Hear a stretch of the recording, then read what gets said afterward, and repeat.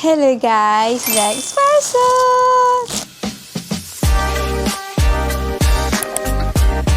Untuk video ni aku buka dua parcel sebab satu daripada Shopee, satu daripada TikTok.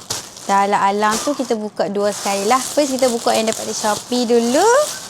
Oh, aku beli baju. It's so cute. Baju ni murah guys dekat Shopee. Boleh lah kau nak buat pakai kat rumah ke, nak pakai balik kampung ke, pergi market ke. So cute. Dia lah colour dia cantik. Oh, kain dia pun lembut weh. Dia bukan kain knitted yang gatal-gatal tu. Dia kain yang lembut. Alah comelnya. Look. So cute. Cantik. Tak payah ayah. Ini kalau nak pakai kat luar pun boleh pakai dengan skirt, dengan baggy pants warna white. Sumpah comel weh.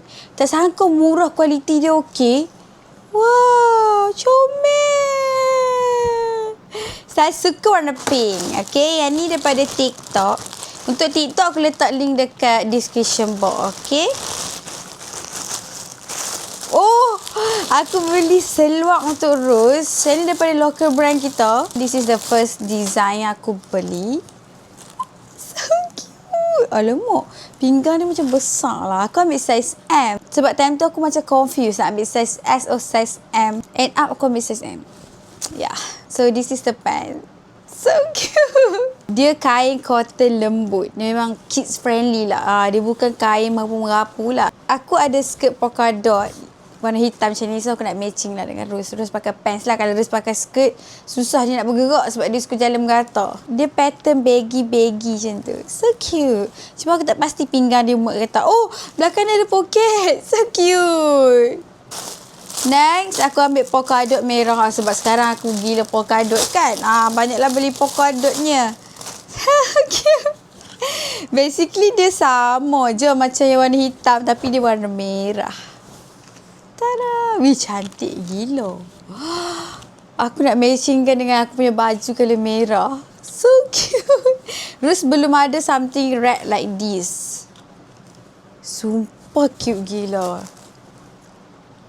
Comel kan? Comel. Belakang dia ada poket juga satu. And then last this one. Actually aku beli colour pink.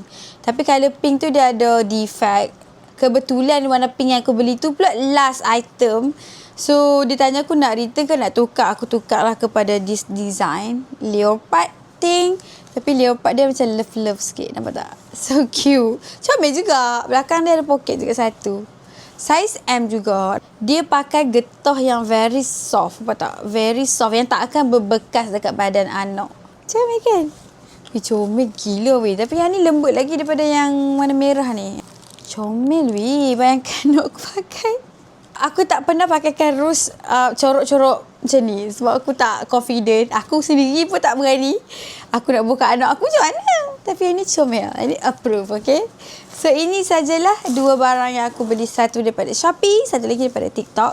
Kalau you nak beli, boleh tekan dekat shopping bag. Untuk seluar anak ni, dekat description box. Okay, that's all. Jumpa di next masa. Bye-bye. Love you.